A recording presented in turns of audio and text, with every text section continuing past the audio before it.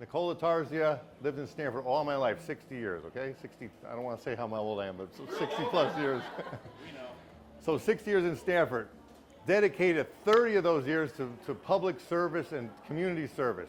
Sponsored sports teams, taught at Wright Tech, did Stanford Public Education Foundation, Dollars for Scholars, the Tarzia Foundation, Christmas parties at Jenny Castellano, plug for Jenny Castellano there, Christmas parties for Tarzia's Toys for Tots and the veterans. We morphed it into a Tarzia's Toys for Tots with the United States Marine Corps and the veterans. So we had three initiatives on one party. There's a lot of work to do it on Christmas time, getting sponsorships. So a plug for all those, for Jenny and everybody here who's helped me. So that's a little history on me. I've been around for 60 years and been involved in politics.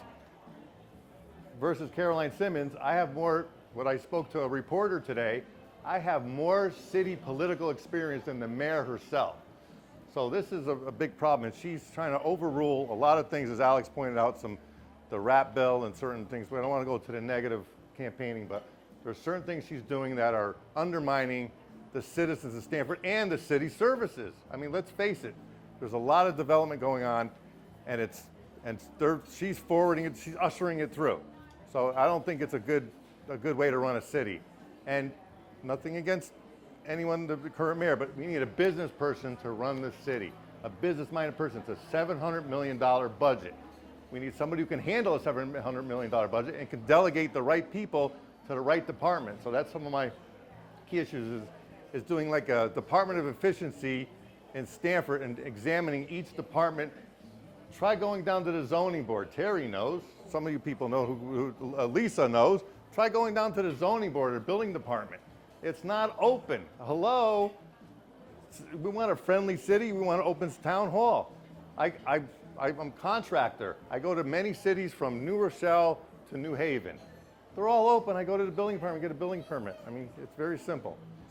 So that's a little history on me. So some of the issues, I always jot down my notes here because there's so many issues facing Stanford, and it's hard to address them all in 5 minutes. So hopefully do a little question and answers. But I'm looking at the tax structure of Stanford. Senior citizens. Senior citizens have been paying taxes for 65 years. Let's give them a break.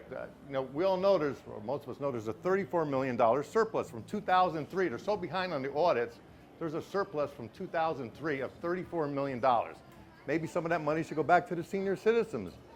Appreciate the citizens. I know they want to delegate it or allocate it to certain other areas, but there's senior citizens too, citizens.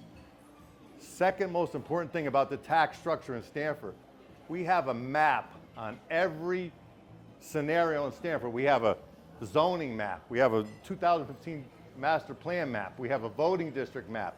We have a Yukon map. We have so many maps. We do not have a tax district map, a transparent tax district map that shows what commercial properties are paying and what homeowners properties are paying. Not that I want to see what Alex is paying, but it should be transparent. And especially for North Stanford residents, some of you all live on private roads. So you're paying, let's just call it $18,000 a year, when your neighbor down the street is paying $19,000 a year and he's getting city services and you're not. Is that fair? I think it's a convoluted tax structure. And all those buildings downtown Stanford, how much are they paying? Do we know? Is there a way a citizen or a local or somebody in the city staff can see what they're paying, actually can figure it out besides the tax assessors? No.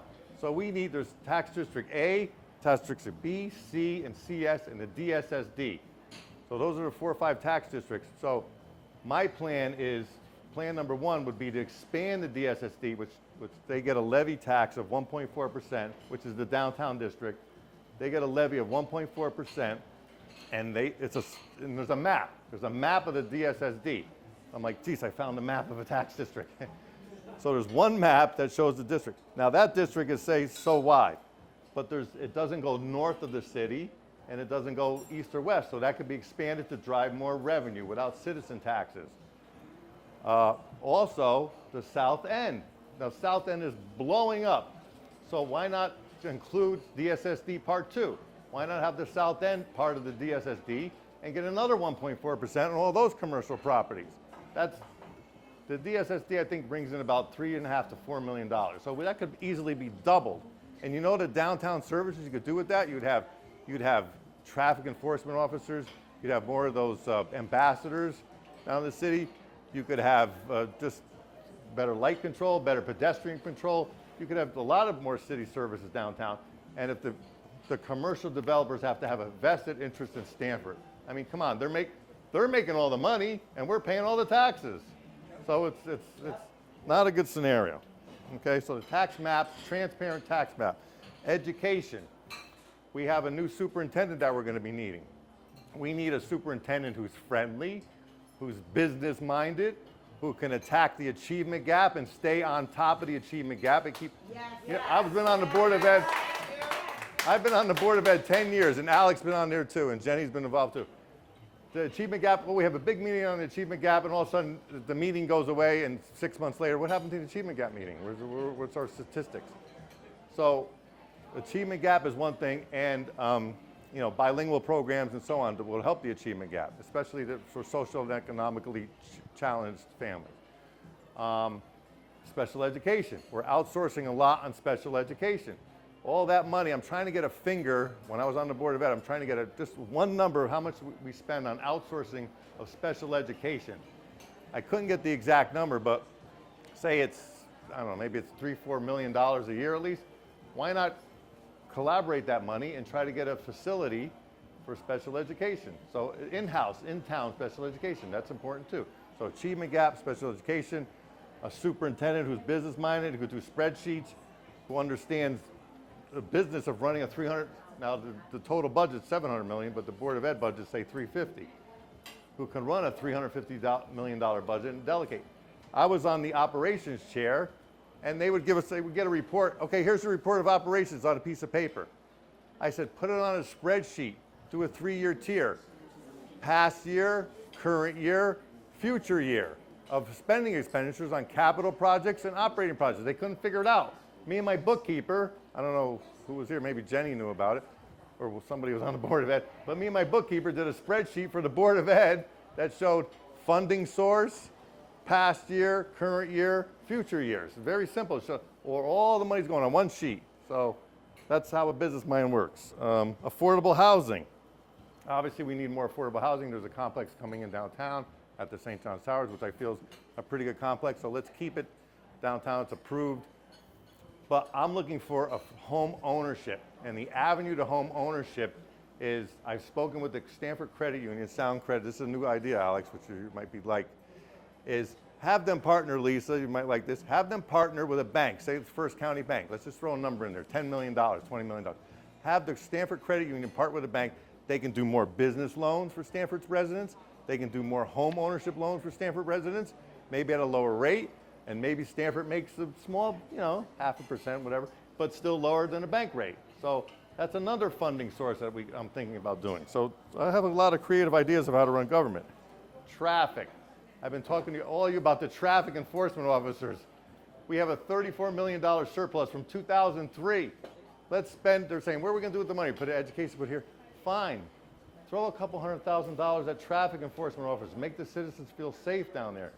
The drivers feel safe, the pedestrians. The pedestrians are walking downtown, they're just walking through the road in the middle of the road, and they might get hit by a car, so there needs to be some enforcement down there. So traffic's a big issue. Paving. I want to see, me and Andrew Krill, we're big map guys, I want to see a paving map. The mayor keeps saying she's paving all these roads. What roads is she paving? I don't know, I've seen maybe a few roads, but she's paving a golden road to her bank account, maybe. I don't know. But I'm just a joke. I don't want to say. I hate to go to the negative. But my point is, why not have a map of roads? Past roads that were paved the year prior, current roads for this year, future roads. Well, that's pretty simple to me. In a board of reps, we have a board of reps, so you can to make a little, make a list of your streets. This street needs paving. Fishing. Somebody next door to me, Fishing Trail and Chestnut Hill, which I want to drive down later. Okay. Now the big issue, sorry, I don't know how much long I'm going, but I'm trying to get it all in. The big issue is the master plan, the master of disaster plan I'm calling. Comprehensive plan, so I call it the master plan, comprehensive plan, master disaster plan. Carol's been very involved too. Carol helped me out too, so give her a plug on Carol Bear. The big issue with the master plan is R1, R2 zones, which changes single-family housing to multifamily housing. Now, so if somebody has one, depending on their lot size, has one lot, they can put a 2 or 3 family house, obviously more density in Springdale, Belltown, Glenbrook, Lower Ridges, Cove. The Cove, I'm going to go to a Cove meeting next Tuesday. They're vehemently opposed to this. And it's, where's all these cars going to go? We're already filled up to the brinks.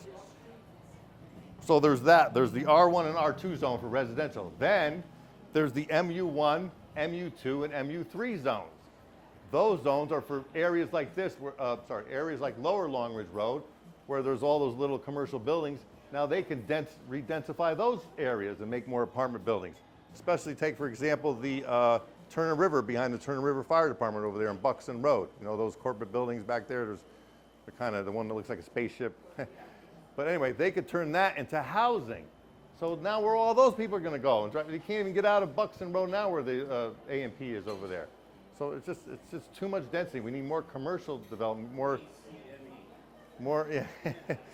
And the ACUs, that's another point. The ACUs, now they're allowing, majority of ACUs coming in. So that's a big issue, the master plan or the comprehensive plan that we would need to tackle. And I'm going to try to tackle that because I read that plan 2 or 3 times. I made notes, highlights. I can attack just about every issue on that plan. It has some good parts on infrastructure. So lastly, a couple issues is infrastructure plans. Obviously, we need more city services. We need to fix the roads. We need to have the right staffing at town hall. We just need the town to catch up to the building. We need city services. The voter registers, I don't know, Terry, are you busy down there? Are they too busy? But we need to let the city services catch up. And on green initiatives, I'm not anti-development, I'm controlled development. So I could throw a plug in for these developers. If they can deliver or build quality versus quantity, then we'll help them. I want invested developers in my city. I want them, BLT, all those developers that were in the CT Examiner that are trying to rebuild the train station. They did a conglomerate to buy the property at the train station, right, Jenny? So why can't we have a conglomerate to build a school? Hello? You need a grocery store down the south end, and you need a school down the south end, and you need a health facility down the south end. That's a golden opportunity to make a green city down the south end where it's a total new development. You can make a grid pattern, traffic pattern. You go to New York City, you go to New Haven. It's a grid pattern. I go to New Haven. I don't go to New Haven often, but I could find my way around New Haven. If you come to Stamford, you're like, where am I going? I'm lost in Stamford. So the south end's a whole new great facility or area where we can do a great infrastructure plan in a green city and have a grocery store and a school. Obviously, we need, look at all the residents down there. I mean, it's obvious. And the overdevelopment, we need to calm down the overdevelopment. On the comprehensive plan, I am going to be calling for a moratorium to halt the comprehensive plan. This is a golden opportunity to have these developers. If I can get a moratorium passed, or we as a community can get a moratorium passed, those developers, Lisa, will be coming begging to us and you, because I know you're the expediter, and you to say, what can we do to help? Instead of like, show me the, just pay us money and build and run away and make your money. Obviously, they're making a profit. They have to be making a profit, right? So why not share some of the profits like I've done? I've done it for 30 years. I've shared some of my profits that I've made in my company. So I want vested developers in the city of Stamford. And we have a chance to hopefully get a moratorium or a referendum or some type of halt.